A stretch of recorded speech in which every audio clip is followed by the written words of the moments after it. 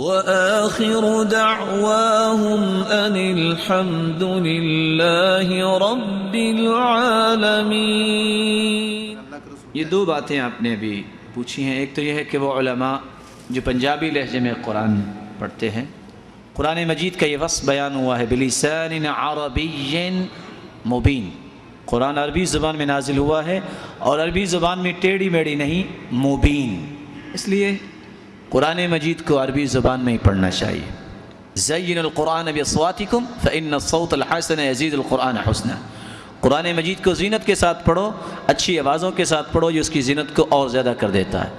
آپ اندازہ کیجئے کہ انسان جب پڑھ رہا ہوتا ہے ریاکاری کا بہت شبہ ہوتا ہے، لیکن اس کے باوجود کیا کہہ دیا، من لم یتغن بالقرآن فلیس منا، جو اس کو خوبصورت پڑھتا نہیں وہ ہماری امت سے ہی خارج ہے، اتنی تاکید آئی ہے۔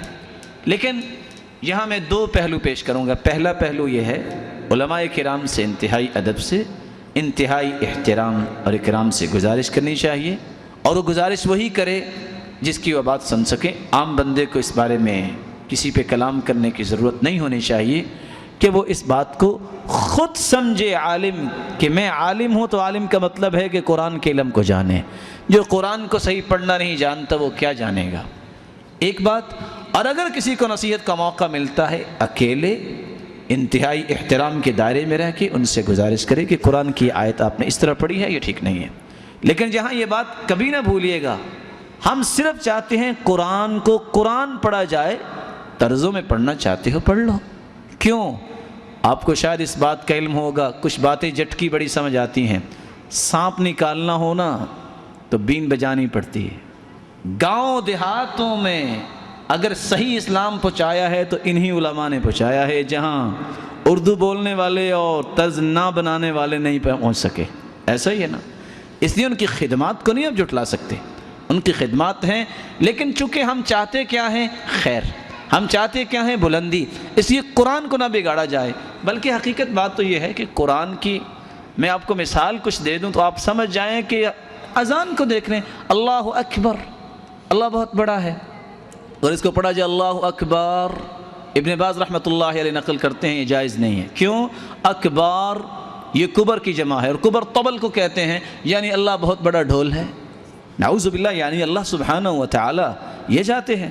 الحمدللہ رب العالمین، تمام کی تمام تعریفیں اللہ کے لیے، حمید یحمد ہا ہے، کیونکہ الفاظ کے ہی معنی ہوتے ہیں۔ اسی کو ہم پڑھ دیں الحمدللہ، اس کا مطلب ہے پوری دنیا کا دھواں اللہ کے لیے ہے۔ اب دیکھیں، ان اللہ علی کل شیء قدیر، قادر یقدیر سے ہے کہ اللہ ہر چیز پہ قادر ہے، اس کو آپ چھوٹے کاف سے پڑھ دیں جس سے کتاب لکھی جاتی ہے، اللہ ہر چیز پہ قدرت رکھنے والا ہے، نعوذ باللہ من ذالک۔ قل هو اللہ احد، کہو اللہ ایک ہے۔ اب قال یقول سے قل امر ہے، اللہ کی توحید ہے، اور کہا جائے قل هو اللہ احد، اکل یاکل سے بھی کل، کھاؤ اللہ ایک ہے۔ فصل لربک وانحر، ہا کے ساتھ، ہا جس کے ساتھ حلوہ لکھا جاتا ہے، اس کا مطلب ہے قربانی کیجئے، یہی تو ایک نص ہے قربانی پہ۔ اس کو ہم پڑھیں فصل لربک وانحر، میں ایک مثال پیش کر رہا ہوں، کیا مطلب ہوگا؟ میرے پیارے پیغمبر اپنے رب کی نماز پڑھیے اور اپنے رب کو ڈانٹیے۔ ہاں، نہارا ینہر، اما السائل فلا تنہر، قرآن میں آیت ہے، جب سوالی آئے تو ڈانٹیے نہ۔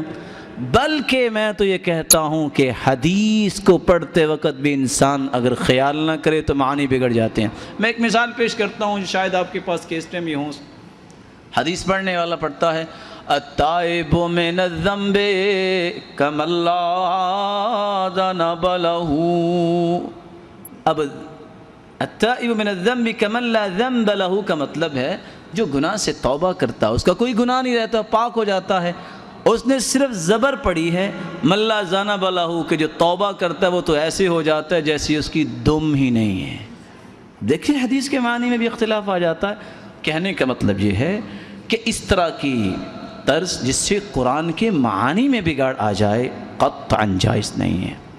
صحیح الجامع سلسلہ صحیحہ کی روایت کو یاد کر لیجئے، عبداللہ ابن مسعود ایک شخص کو پڑھا رہے تھے، کیا پڑھا رہے تھے؟ انما الصدقات للفقراء والمساکین۔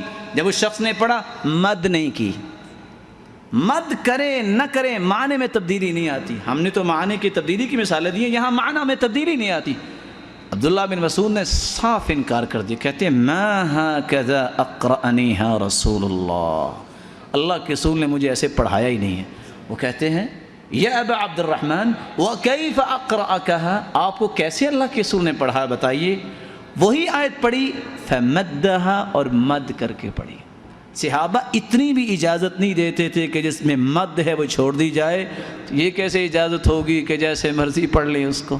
رہی دوسری بات، جس وقت مصیبت آ چکی ہے کہ ایک شخص قرآن کی آیت پڑھ رہا ہے، سننے والوں کو چونکہ شعور نہیں ہوتا، سبحان اللہ الحمدللہ شور مچا ہوا ہے، سبحان اللہ، قرآن کی آیت جو انسان سنتا ہے اس کے معنی پہ غور کرے۔